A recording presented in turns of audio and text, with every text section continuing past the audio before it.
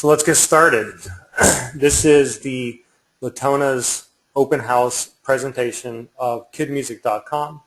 I'm joined by Michael Arucchio, the listing broker, as well as Brian Klecker, the site owner. Brian, welcome.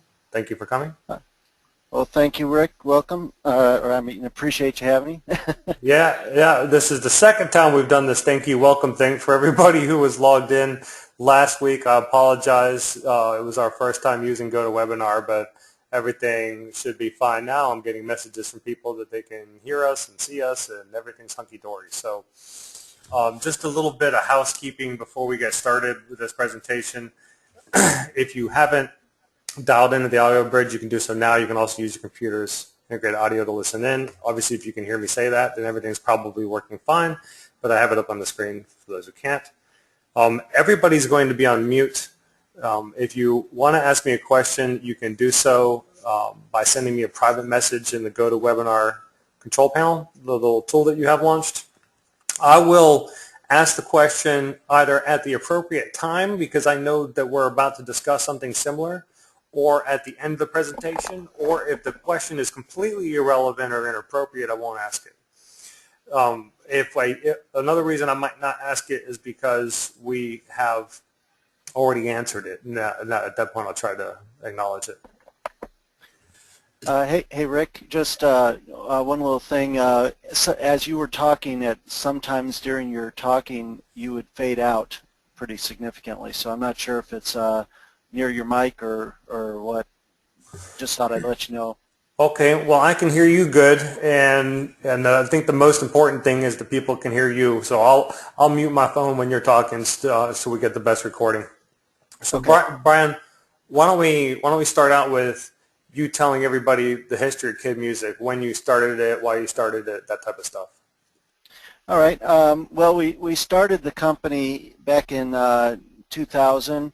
My wife and I had owned a furniture store back in those days, and furniture was heavy, and I'm getting older, and I didn't want to be carrying furniture around forever, so I would kind of, being a serial entrepreneur, I was looking for something to start, a new business to start, and we had seen a similar type of product, and my wife had grandbabies at the time, and she just completely went nuts over personalized typed items for her grandchildren, and that got my entrepreneurial gears working. So I started up Kid Music, and back in late 2000, I think approximately, when I decided to start Kid Music, I wanted to primarily focus on children's music.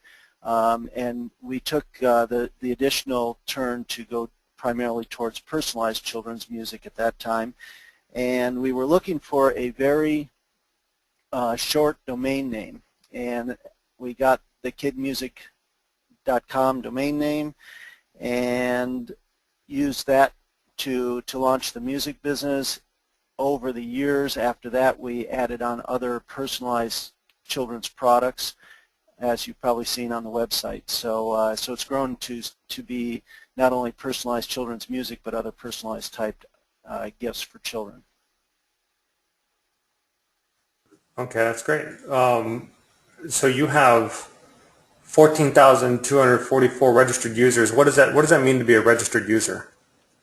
Those are independent customers that have purchased from the site over the years. It's probably, the number of people that have actually purchased from the site is probably larger than that, because back in, I can't remember the date exactly, but I think it was like around 2005, we rebuilt the website on a new platform, and so all those registered users are from 2005 on. Okay. And the opt-in emails, those are double opt-in or single opt-in? They're double opt-in, and they have to opt in through the website. Okay. I have on here some screenshots that you sent, which I included because they are relevant, especially since your site is an e-commerce site and it's been around so long. I think it's great that you've maintained an A+ BBB rating. Wanted everybody to see that.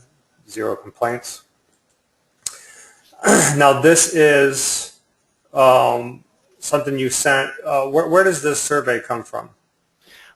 This is a company that we use to do automatic surveys. At the completion of an order, the user, the customer gets a pop-up on their screen which allows them to go ahead and fill out an initial survey, and if they choose to, they can provide their email address, and the company that we use for this service will email them about a month later and do a follow-up survey. So the reason why the follow-up numbers are lower is because obviously some people don't opt in for that.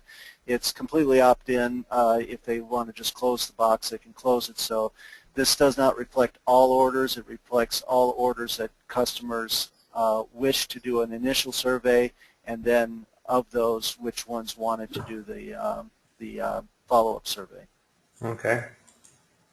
So I've got some additional questions about the product line either, but and some of these other slides. But it looks like, I mean, you sell personalized stuff, right? I mean, is everything personalized that you're selling? Yeah, right now everything on the site is personalized. We took that focus way back at the beginning and haven't veered from it.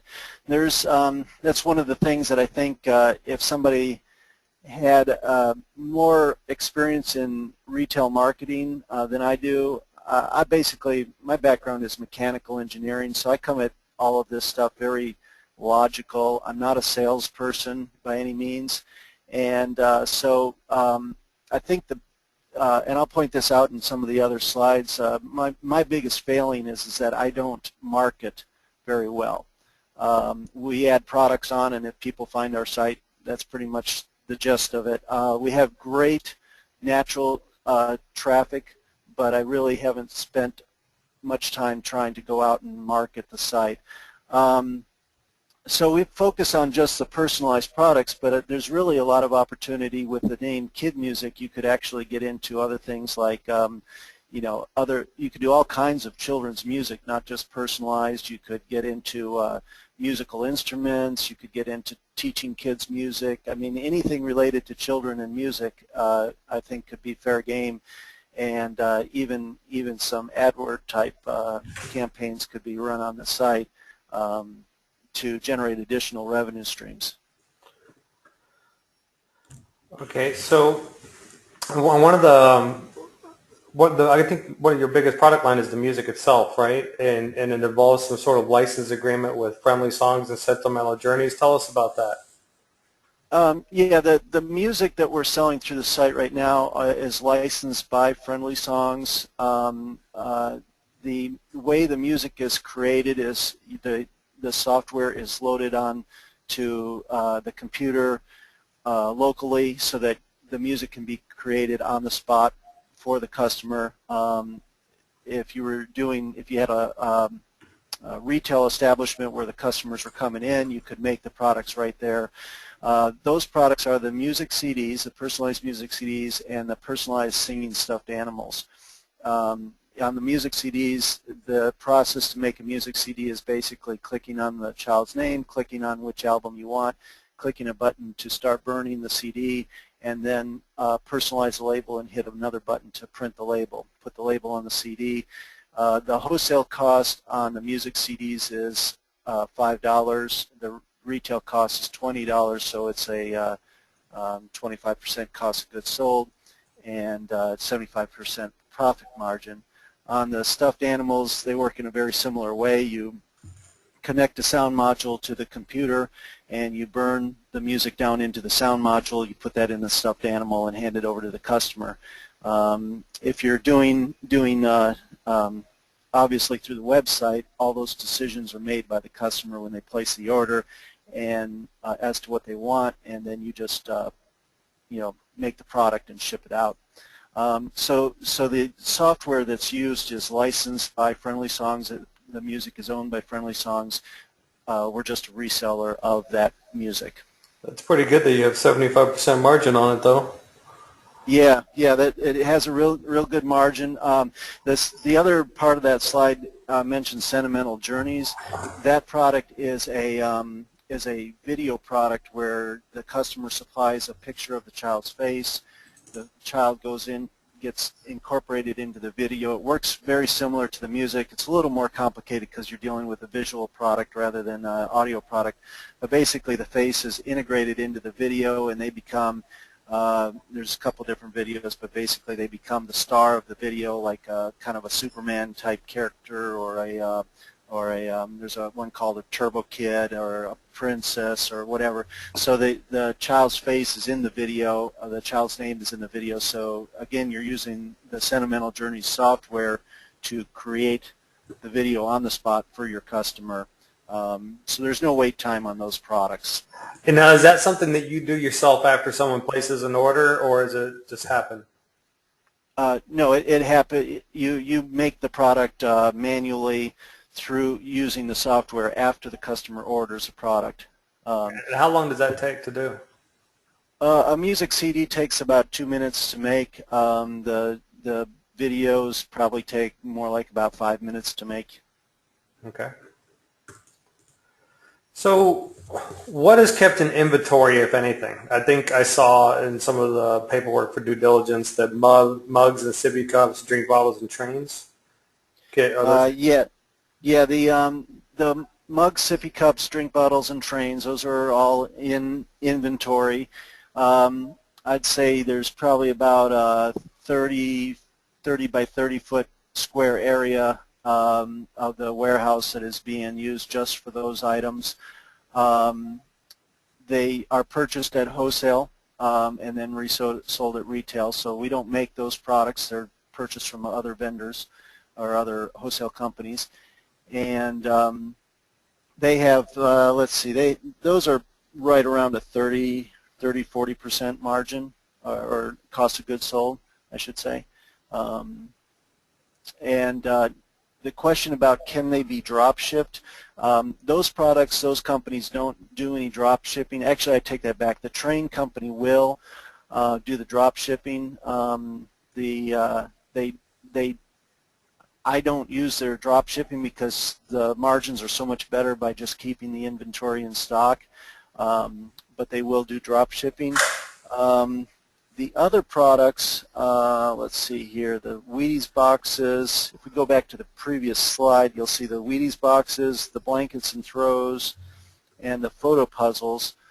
Those items are the drop shipped items, and they're made by the manufacturer and shipped to the customer as a blind shipment or with our information on it, so the customer doesn't know who the person is that actually is making those products for us. So someone asked a question a minute ago. Have you tried other suppliers and pulled them? Is part of your time spent on shifting the suppliers, or has it been pretty stable? Or?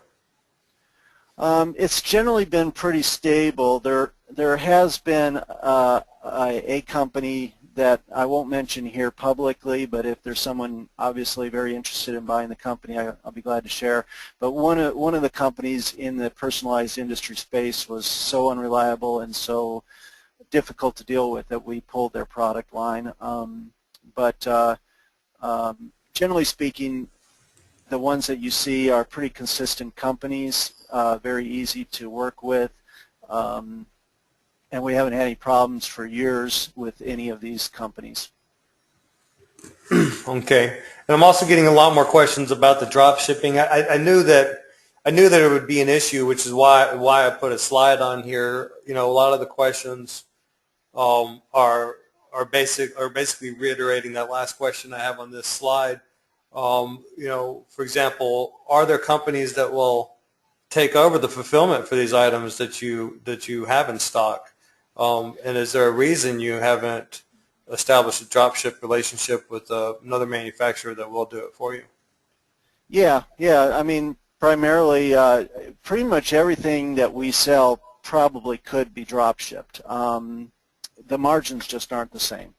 I think, for example, the music CDs, for example, is got a 75% profit margin, But if you do a drop ship type arrangement, then they become a 35% margin. So you, as the same with the trains. Now the sippy cups and the drink bottles, that company I know does not do any drop shipping, but there's probably other suppliers out there or retailers that sell those product lines that you could probably develop a drop So you ship relationship with.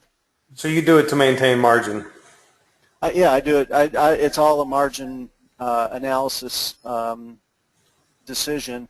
Now the blankets and the Wheaties boxes and the photo puzzles, though the equipment required to make those products is very expensive and not something that you could bring in-house even if you wanted to. I mean, I guess you could if you really wanted to throw a couple $1,000,000 at it, but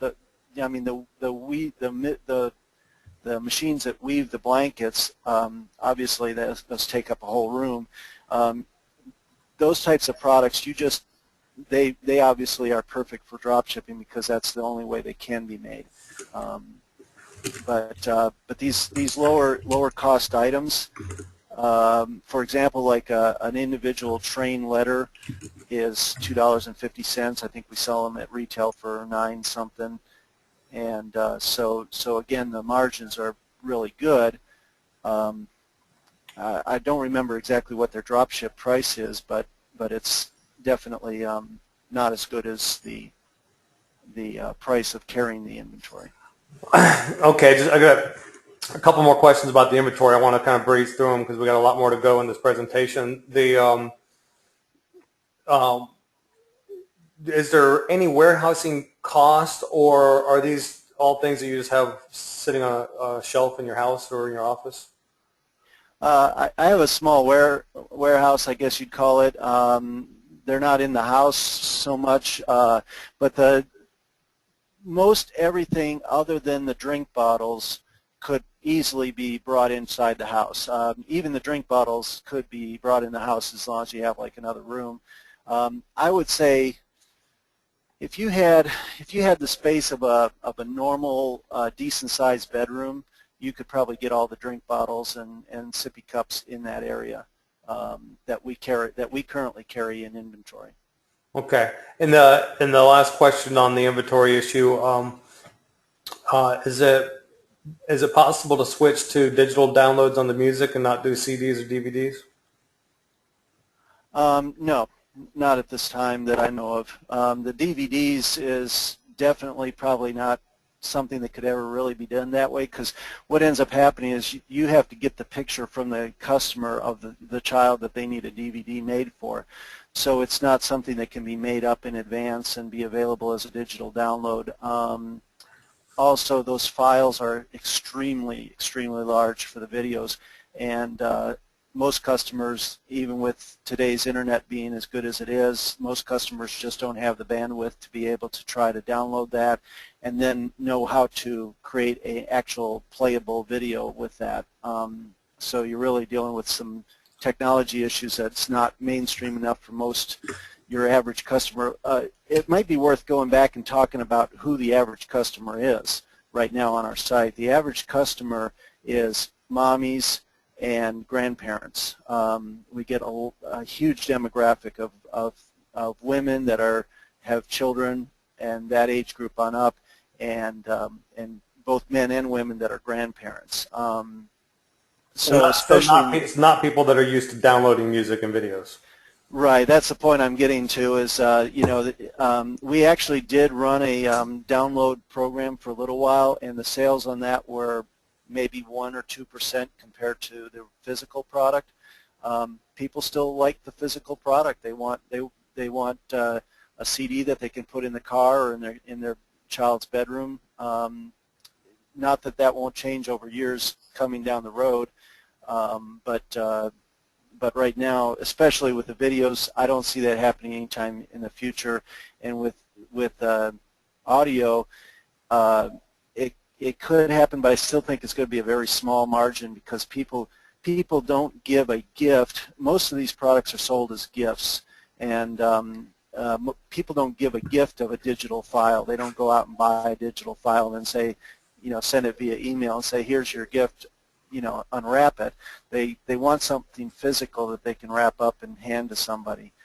So even though things are going digital, I don't think that that's going to be much of a margin or much of a volume of the music CDs, and I don't think it's going to do anything as far as the videos at all.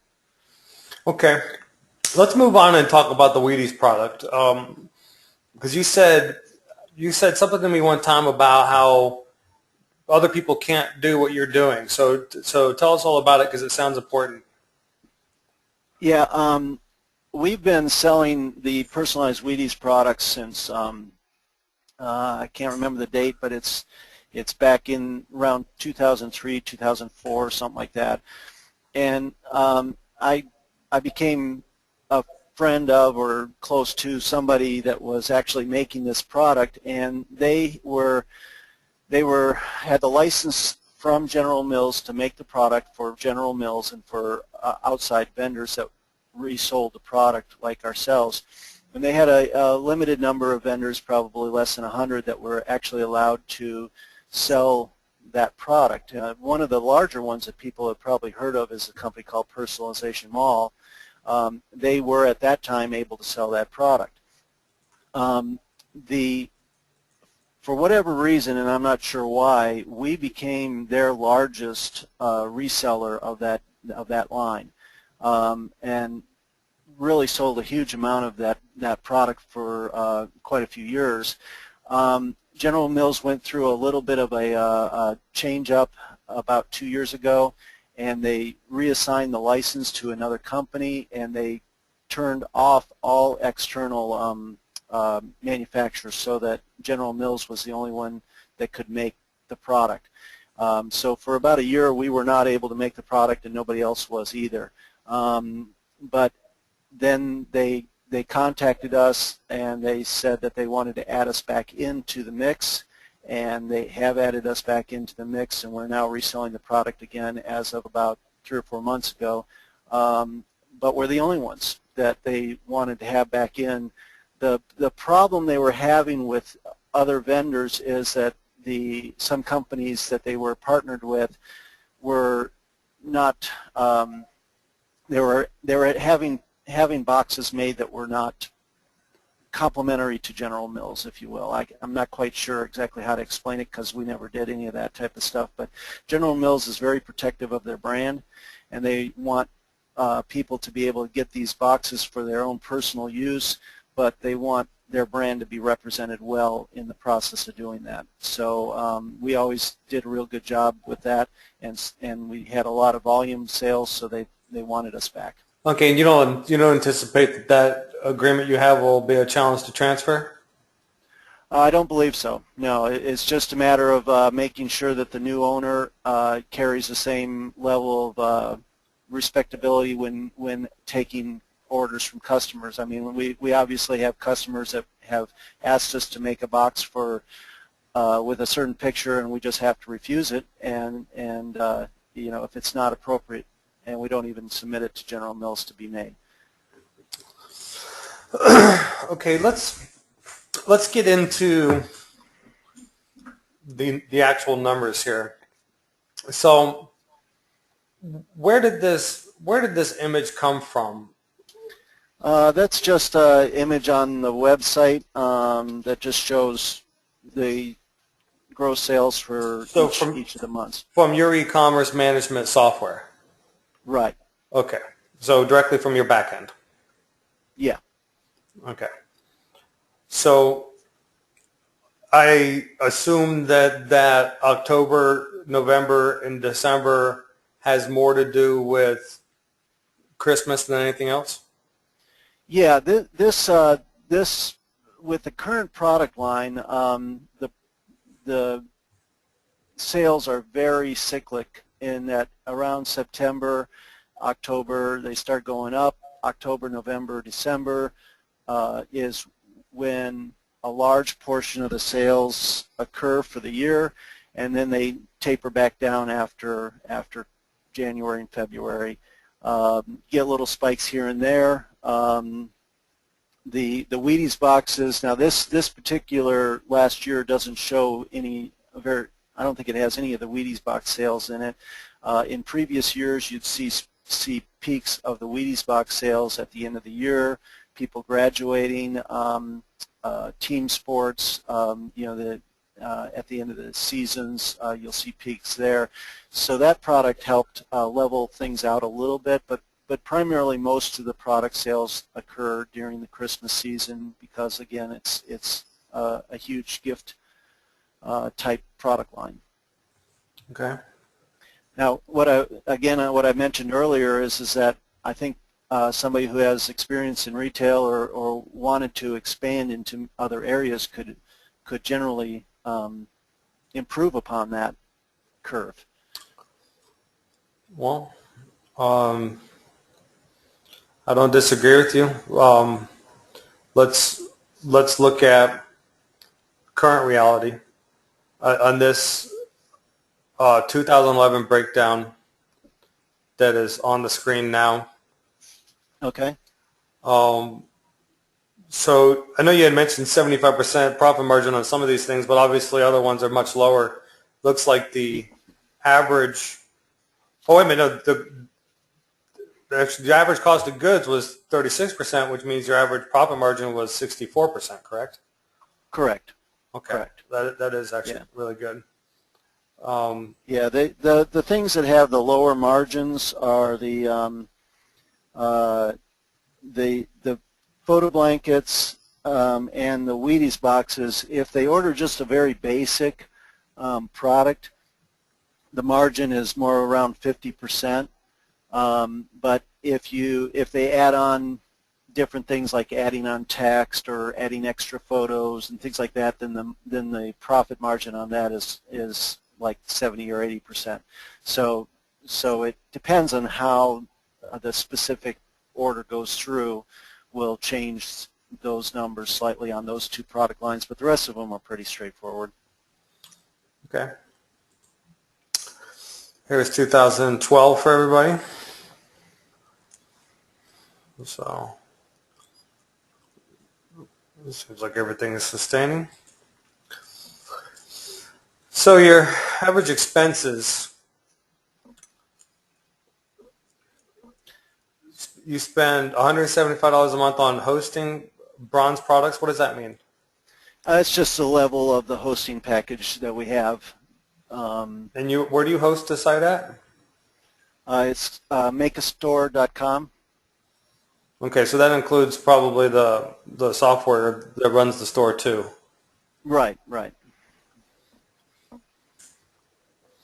So I guess here's a good time to ask one of the questions that somebody else asked. Is do you believe that any of the expenses can be cut and still maintain the same profit? Yeah, the profit could be maintained no matter where you host the site. When we built the site back then, the technology out there for these hosted sites was not very strong on personalized gift type products where you have to collect a lot of information like the child's name and the pronunciation and the special note and things like that. So when I did the research on which company to use, this particular company had in their platform the ability to do a significant amount of customization. I think I probably spent $10,000 worth of customization programming charges back in that day just getting the site built.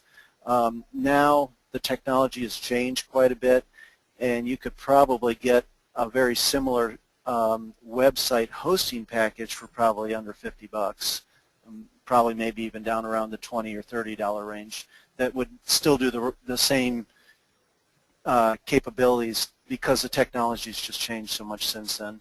Would it be easy to port though? I mean, you're using the shopping cart software provided by your current hosting company, right?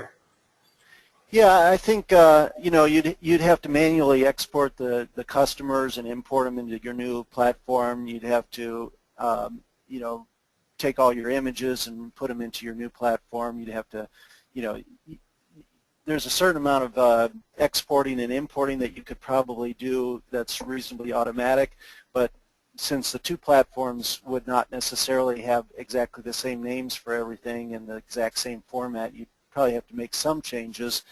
But I think without too much time and expense, you could completely transfer the site to a new platform. I've actually thought about doing that several times to get that monthly hosting cost down. But the reason I haven't is I just don't have the time. Okay, let's move along. So this traffic overview slide right here is taken from AW Stats. A lot of people probably recognize the image. So you're not running Google Analytics? No, again, back in the day when we built the site, I think Google Analytics had just come out, but AW Stats was pretty common back then, and that's what I had them install on the site, and I've never changed it. Okay. This is a screenshot from SEMrush just to show everybody the keywords that it's ranked for. I noticed that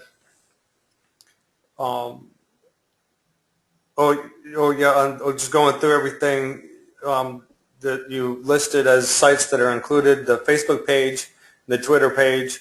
What is kidmusiclive.com? It was a site that we, before Facebook and Twitter really got as popular as they are now, a lot of people would try to market the site and build up name recognition of the site and inbound links and things like that by creating a blog type site. And that's basically the blog site that we created way back when. I think I've got some numbers here. Let's see if I may have those notes. Hang on just a second.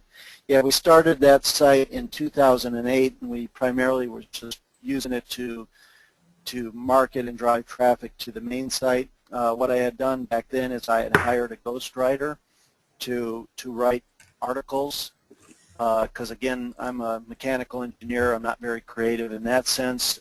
So I hired somebody with a creative flair, and she would write articles and post them to the site. And then I don't know, it's probably about 2 or 3 years ago, she had a baby, and I've never gotten around to hiring someone to replace her. So basically, we haven't done too many posts to that site since then.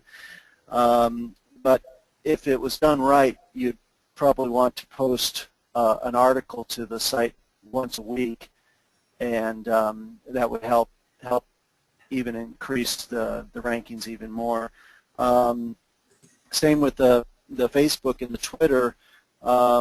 I probably maybe post something there once a month or so, but I think statistically, what I've been reading is that the companies that do 2 to 3, maybe 4 posts a day are the ones that are getting the biggest bang for the buck by having those Facebook and Twitter accounts.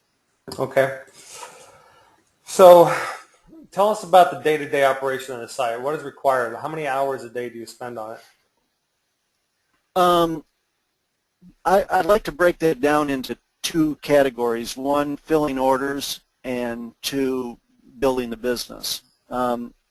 As I've already indicated, on the building the business side, I just haven't done anything on it in the last couple of years. Everything is pretty much just natural search engine, traffic, and what comes from it naturally.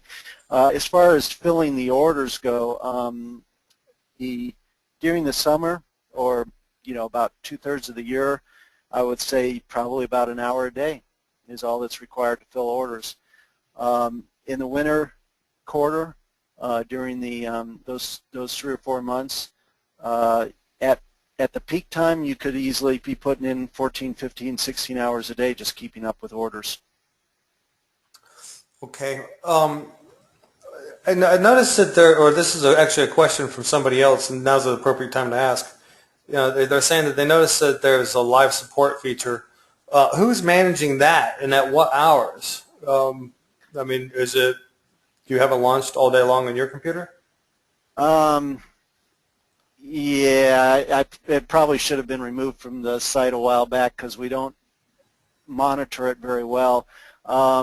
It's being held. It's a feature of GoToAssist, which is a product made by Citrix, and we put it on the website to be able to help customers if they were trying to surf through the site, to help them if they ran into a problem here or there. I hadn't really found that it was that much helpful. We occasionally get customers asking questions on it, but not very often. So to be honest with you, I hadn't really been paying too much attention to that. It sends an email to the admin when a question is asked, and then you can pop on and answer the questions. Okay. If somebody was managing it live and they were sitting at the desk, during normal business hours, that would be a good feature to have turned on all the time and help customers live.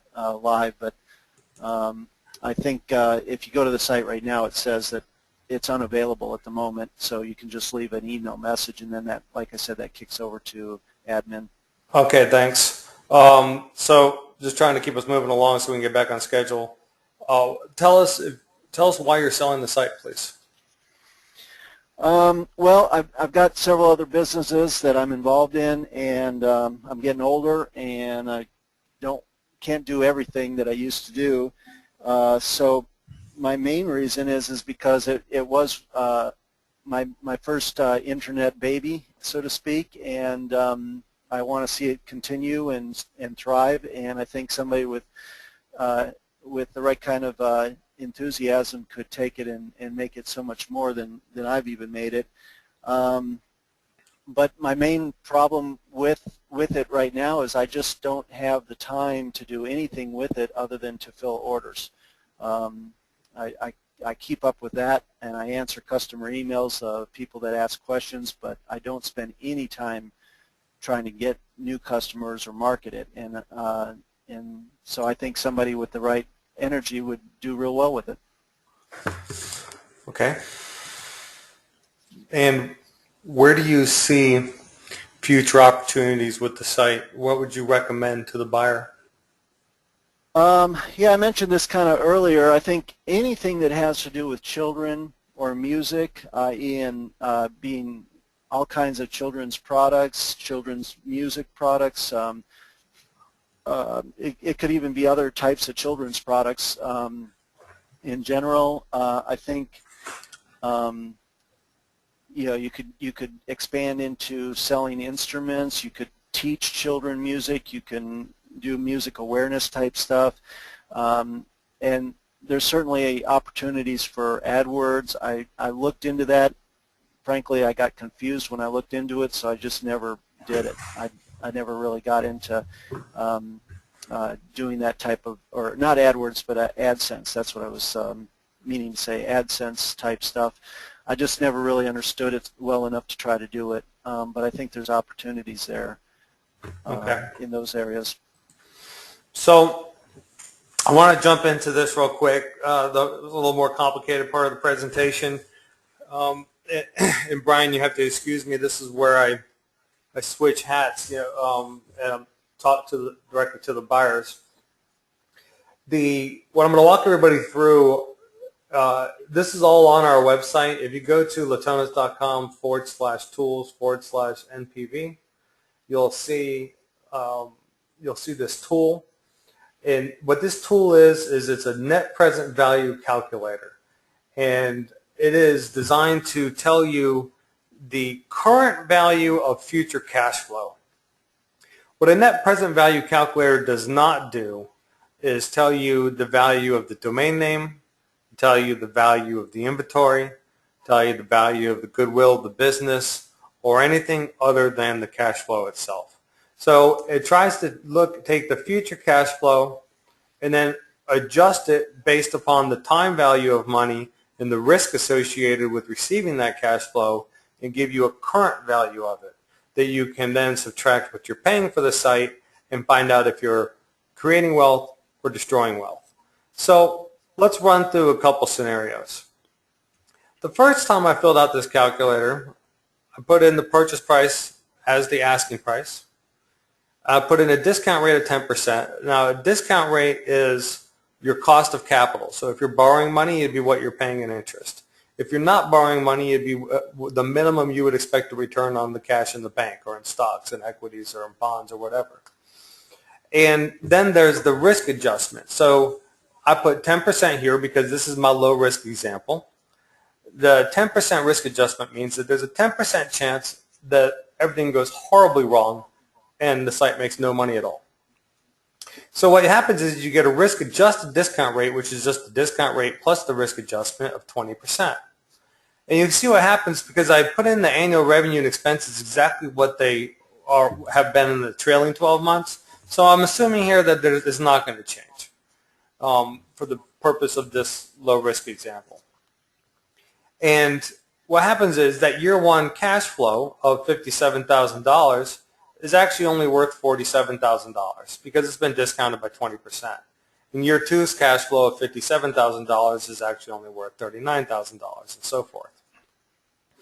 And then on the final step, you have to choose between whether or not you're selling the site and keeping the site. And the reason you have to do this is because any net present value calculation requires what's called a terminal value. And it has to have some final number. And if you're going to keep it, then what you use is the perpetuity formula to give it a terminal value. So in other words, if you look at this year three revenue of year three cash flow of $57,000, add a 20% risk adjusted discount rate, that $57,000 in perpetuity every year would be worth $285,000. Then of course that 285 gets discounted 3 more times because we're putting the perpetuity in year 4. Anyway, I know all that was a lot of information, but what it means is $195,000 outgoing turns into $62,000 in positive net present value today if you bought the site. Now, on this next slide is a high-risk example. So in this high-risk example, we're going to say, all right, we're going to give it a 30% risk adjustment, that first thing that I underlined. So we're saying there's a 30% chance that everything goes horribly wrong. So now we're discounting future cash flow by 40% a year, the discount rate plus the risk adjustment. So that, and then I'm going to be very aggressive and I'm going to try to pump up the revenue. So I've got in year 2 the revenue at $150,000, year 3 the revenue at $200,000. And I'm also pumping up expenses to help me pump up that revenue. And then I've got an aggressive sales price of doubling my money on year 4. So selling it for $400,000. So while I'm aggressive in my assumptions on cash flow and the final sales price, I'm also tempering myself by putting a 30% risk adjustment on it. Right? So this is just another way to look at how this could be done. And plugging these numbers into the tool at latonas.com/tools/MPV, you get a positive net present value, $39,542. You know, and then I threw a third slide on here, which is kind of my opinion, but, you know, I'm hoping that after you see this, you know, that you go to the tool and you put in your own assumptions. So, I mean, the way I look at this is I would put a risk adjustment somewhere between that low and high, let's say 20%, because it has been around a long time, and it is a really good domain name. I don't think it's entirely fair to put too high of a risk thing on there. But then again, I'm also more modest in my increase on the revenue and the expenses, you know, maxing out at $150,000 rather than $200,000, which also justifies the lower risk adjustment. And I kept a perpetuity formula because I think it's more clear on trying to figure out what the NPV is than trying to guess what you're going to sell it for. And in my example, you come with $28,000 in wealth creation the moment you do the deal. And to remind everybody, this is just the cash flow. It doesn't take into account anything else like inventory, domain name value, or anything like that. So there's my little spiel. If anybody has any questions on this and they want to reach out to me directly, I'd be happy to train or help them with it.